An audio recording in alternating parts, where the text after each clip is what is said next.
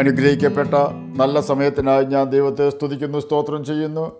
ദൈവവചനം ശ്രവിച്ചുകൊണ്ടിരിക്കുന്ന എല്ലാ ദൈവമക്കൾക്കും വീണ്ടും വരാമെന്നരുളി ചെയ്തവനായ കർത്താവായ യേശു ക്രിസ്തുവിൻ്റെ ധന്യനാമത്തിൽ ഞാൻ എൻ്റെ സ്നേഹവന്ദനം അറിയിക്കുന്നു.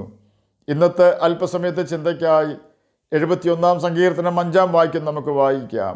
യഹോവയായ കർത്താവേ, നീ എൻ്റെ പ്രത്യാശയാകുന്നു, ബാല്യം മുതൽ നീ എൻ്റെ ആശ്രയം തന്നെ. അനുഗ്രഹിക്കപ്പെട്ട ഒരു വേദവാക്യമാണ് നാം കേട്ടത്. 71 സങ്കീർത്തനം ദാവീദാണ് എഴുതിയതെന്ന് പറയപ്പെടുന്നു. പ്രായമായ ഒരാളുടെ പ്രാർത്ഥനയാണിതെന്ന് പറയുന്നതിൽ തെറ്റില്ല. ദൈവം തൻ്റെ ജീവിതത്തിൽ ചെയ്തിട്ടുള്ള നന്മകളാണ് ദൈവത്തിൽ ആശ്രയിക്കുവാനായി ഇദ്ദേഹത്തിൻ്റെ വിശ്വാസത്തെ ശക്തിപ്പെടുത്തുന്നതെന്ന് 1 ശമൂവേൽ 17 അധ്യായം 33 വാക്യം വായിച്ചാൽ നമുക്ക് മനസ്സിലാക്കുവാൻ സാധിക്കും.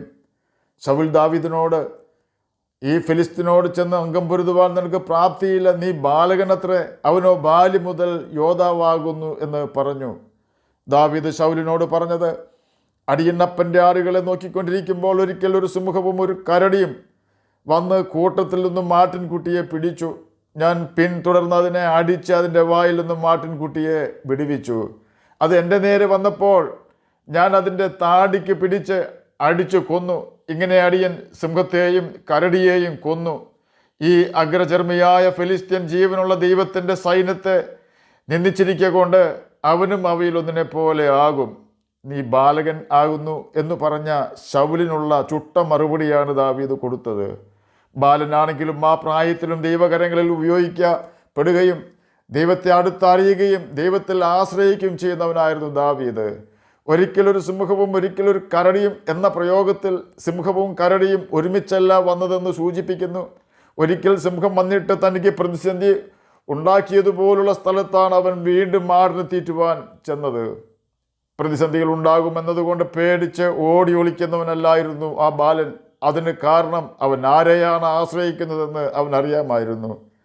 നാം പ്രതിസന്ധി ഉണ്ടാകുമ്പോൾ ദൈവത്തോട് പ്രാർത്ഥിക്കാറുണ്ട്. അത് ദൈവത്തെ ആശ്രയിക്കുന്നതാണെന്ന് പറയുവാൻ സാധിക്കുകയില്ല. എൻ്റെ വ്യക്തിപരമായ അഭിപ്രായം ഞാനിവിടെ സൂചിപ്പിച്ചുവെന്ന് മാത്രം. നാം ദൈവത്തിൽ ആശ്രയിക്കുന്ന വ്യക്തിയാണെങ്കിൽ നിശ്ചയമായും പ്രതിസന്ധി ഉണ്ടെങ്കിലും ഇല്ലെങ്കിലും എപ്പോഴും നാം ദൈവവുമായി ഉല്ലസിക്കുവാൻ സമയം കണ്ടെത്തും. ആടിനെ തീറ്റുന്നതിനായി വനത്തിൽ പോകുമ്പോൾ കിന്നരം എന്തിനാണ് മകനെ എന്ന് ദാവീദിൻ്റെ മാതാപിതാക്കൾ ചോദിച്ചു കാണുമോ എന്ന് നമുക്കറിയില്ല. എന്നാൽ കിന്നരം കയ്യിലുണ്ടെങ്കിൽ ശരിയായി ആടിനെ തീറ്റുവാൻ കഴിയുകയില്ല എന്ന അഭിപ്രായം അവൻ്റെ മൂത്ത ജ്യേഷ്ഠന്മാർക്കുണ്ടാകുവാൻ സാധ്യതയുണ്ട്. ദാവീദിനോട് ആരെങ്കിലും അതിനെപ്പറ്റി ചോദിച്ചാൽ അവൻ പറയുവാൻ സാധ്യതയുള്ള ഉത്തരം ഇപ്രകാരം ആയിരിക്കുവാനാണ് സാധ്യത: ഞാൻ എൻ്റെ ദൈവത്തിൽ ആശ്രയിക്കുന്നു എന്നായിരിക്കുവാനാണ് സാധ്യത. ദൈവത്തിൽ ആശ്രയിക്കുന്നവൻ്റെ കിളിവാതിൽ ജെറുസലേമിന് നേരെ തുറന്നിരിക്കും. ഏത് സിംഹക്കുഴിയിലിടുമെന്ന് പറഞ്ഞാലും ദാനിയേലിൻ്റെ പ്രാർത്ഥന മുടക്കുവാൻ ആർക്കും കഴിയുകയില്ല. ദൈവത്തിൽ ആശ്രയിക്കുന്നവൻ തന്നെത്താൻ അശുദ്ധനാകുവാൻ സമ്മതിക്കുകയില്ല. കാരണം തന്നെത്താൻ അശുദ്ധനായാൽ അവന് ദൈവ സാന്നിധ്യം നഷ്ടപ്പെടുമെന്ന യാഥാർത്ഥ്യം അവൻ തിരിച്ചറിഞ്ഞിട്ടുണ്ട്. പാപം പാഷാണം പോലെ ഭീകരമാണെന്ന് നാം മനസ്സിലാക്കണം. വിഷം കഴിക്കുമ്പോൾ മനുഷ്യൻ്റെ ആത്മാവ് മനുഷ്യൻ്റെ ശരീരത്തിൽ നിന്നും പറന്നകലുന്നു. എന്നാൽ പാപം ചെയ്യുമ്പോൾ മനുഷ്യൻ്റെ ആത്മാവിൽ നിന്നും ദൈവാത്മാവ് പറന്നകലുന്നു. ആ യാഥാർത്ഥ്യം അറിയാവുന്ന ജോസഫും ദാനിയേലും ശദ്രക്കും മേശക്കും അബേദ്നെഗോവും വ്യഭിചാരം ചെയ്യുകയോ രാജഭോജനവും രാജവീഞ്ഞും ഉപയോഗിക്കുകയോ രാജാവ് നിർത്തിയ സ്വർണ്ണ വിഗ്രഹത്തിൻ്റെ മുമ്പിൽ തല വണക്കുകയോ ചെയ്യുകയില്ല. എന്നതുപോലെ തന്നെ ദൈവത്തിൽ ആശ്രയിക്കുന്ന ദാവീദിന് കിന്നരം ഉപേക്ഷിക്കുവാൻ കഴിയുകയില്ല. ദൈവത്തെ പാടി സ്തുതിക്കുമ്പോൾ ശൗലിൽ നിന്നും സാത്താൻ ഓടി മറയുന്നു. അതുപോലെ തന്നെ ദൈവത്തെ പാടി സ്തുതിക്കുമ്പോൾ ദാവീദിൻ്റെ ആടുകൾ സമാധാനമായി ദാവീദിൻ്റെ ചുറ്റും നിന്ന് പുല്ല് തിന്നുന്നു. തന്നെയുമല്ല, കാട്ടുമൃഗങ്ങൾക്ക് ആടുകളെയോ ദാവീദിനെയോ ഉപദ്രവിക്കുവാൻ സാധിക്കാത്ത വിധം ദൈവത്തിൻ്റെ സാന്നിധ്യം അവിടെ നിറഞ്ഞു വരുന്നു. അഥവാ ഒരു മൃഗം അവിടെ വന്നാൽ ജീവനോട് അതിനെ അവിടെ വിട്ടു പോകുവാൻ ദൈവാത്മാവ് സമ്മതിക്കുകയില്ല. അതാണ് ദാവീദ് കൊന്നുകളഞ്ഞ സിംഹത്തിൻ്റെയും കരടിയുടെയും അനുഭവം. എന്നെ കേൾക്കുന്ന പ്രിയ ദൈവമകനെ, ദൈവമകളെ, നാം ഇതുവരെ കേട്ടുകൊണ്ടിരുന്നത് ദൈവത്തിൽ ബാല്യം മുതൽ ആശ്രയിക്കുന്ന ദാവീദിനെ കുറിച്ചായിരുന്നുവല്ലോ. ദൈവത്തിൽ നമുക്ക് ആശ്രയിക്കുവാൻ കഴിയണമെങ്കിൽ നിശ്ചയമായും നാം ദൈവത്തെ പ്രസാദിപ്പിക്കേണ്ടി വരും. ദൈവത്തെ പ്രസാദിപ്പിച്ച ദാവീദ് പറഞ്ഞത് ഇപ്രകാരമായിരുന്നു: ഞാൻ എൻ്റെ ഹൃദയത്തിൽ അകൃത്യം കരുതിയിരുന്നുവെങ്കിൽ കർത്താവ് കേൾക്കയില്ലായിരുന്നു. 66 സങ്കീർത്തനം 18 വാക്യത്തിൽ ഇത് രേഖപ്പെടുത്തിയിട്ടുണ്ട്.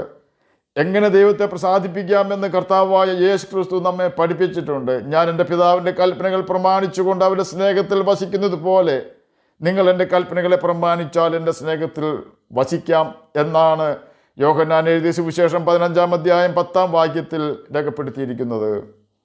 യോഹന്നാൻ എഴുതിയ സുവിശേഷം 8-ാം അധ്യായം 29-ാം വാക്യത്തിലെ പ്രകാരം രേഖപ്പെടുത്തിയിരിക്കുന്നു, എന്നെ അയച്ചവൻ എന്നോട് കൂടെയുണ്ട്, ഞാൻ എപ്പോഴും അവന് പ്രസാദമുള്ളത് ചെയ്യുന്നത് കൊണ്ട് അവൻ എന്നെ ഏകനായി വിട്ടിട്ടില്ല.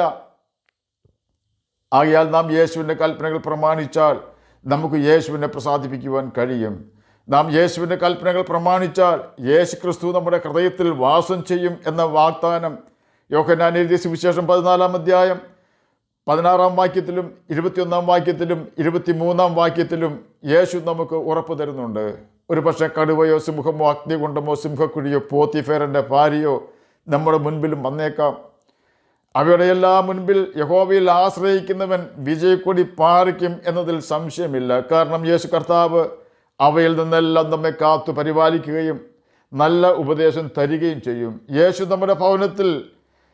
നമ്മുടെ ഭവനത്തിൻ്റെയും ഹൃദയത്തിൻ്റെയും നായകനായിട്ടുണ്ടെങ്കിൽ ആശ്വാസം നിരസിക്കപ്പെടുന്ന സമയങ്ങളിൽ അവൻ ഓടി വന്ന് നദി പോലെ ആശ്വാസം തരികയും പ്രതിസന്ധികൾ പരിഹരിക്കുകയും ചെയ്യുന്നു.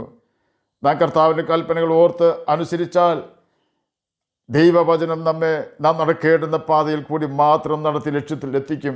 അതുകൊണ്ടാണ് നിൻ്റെ വചനം എൻ്റെ കാലിന് ദീപവും എൻ്റെ പാതയ്ക്ക് പ്രകാശവുമാകുന്നുവെന്ന് 119-ാം സങ്കീർത്തനം 105-ാം വാക്യത്തിൽ സങ്കീർത്തനക്കാരൻ രേഖപ്പെടുത്തിയിരിക്കുന്നത്. ദൈവകൽപ്പനകൾ അനുസരിക്കുവാനായി നമുക്ക് ഹൃദയവാഞ്ചയുണ്ടെങ്കിൽ നമ്മുടെ ആഗ്രഹങ്ങളെ സാധ്യമാക്കി തരുന്നവനാണ് കർത്താവായ യേശു ക്രിസ്തു. ആകയാൽ നമുക്ക് ദൈവകൽപ്പനകൾ അനുസരിച്ച് ജീവിച്ച് ദൈവത്തിൽ പ്രത്യാശ വയ്ക്കുകയും അവനിൽ ആശ്രയിക്കുകയും ചെയ്തുകൊണ്ട് നിത്യജീവൻ അവകാശികളായി തീരാം. അതിന് കർത്താവ് നമ്മെ സഹായിക്കട്ടെ എന്ന് പ്രാർത്ഥിച്ചുകൊണ്ട് ഞാൻ എൻ്റെ വാക്കുകളൊന്ന് വിരമിക്കുന്നു. നമുക്ക് പ്രാർത്ഥിക്കാം. ഞങ്ങളെ സ്നേഹിക്കുന്ന സ്വർഗീയ പിതാവേ, നല്ല വചനത്തിനായി ഇങ്ങനെ സ്തുതിക്കുന്നു, സ്തോത്രം ചെയ്യുന്നു. എന്നെ കേൾക്കുന്ന ഏതെങ്കിലും പ്രിയപ്പെട്ടവർ സമാധാനമില്ലാത്തവരായിരിക്കുന്നുവെങ്കിൽ അങ്ങ് അവർക്ക് സമാധാനം കൊടുത്ത് അവരുടെ വ്യസനം മാറ്റി കൊടുക്കണമെന്ന് അടിയൻ പ്രാർത്ഥിക്കുന്നു. രോഗത്താൽ ഭാരപ്പെടുന്നവർക്ക് രോഗസൗഖ്യം കൊടുക്കണമേ. പഠിക്കുന്ന കുഞ്ഞുങ്ങൾക്ക് പഠിക്കുവാനുള്ള ബുദ്ധിയും ജ്ഞാനവും ഓർമ്മശക്തിയും കൊടുക്കണമേ. ജോലിയില്ലാത്തവർക്ക് ജോലി കൊടുക്കണമേ. പ്രാർത്ഥന കേട്ടതിനായി സ്തോത്രം. യേശുവിൻ്റെ നാമത്തിൽ തന്നെ ആമേൻ. കർത്താവ് എല്ലാവരെയും അനുഗ്രഹിക്കട്ടെ. സ്തോത്രം.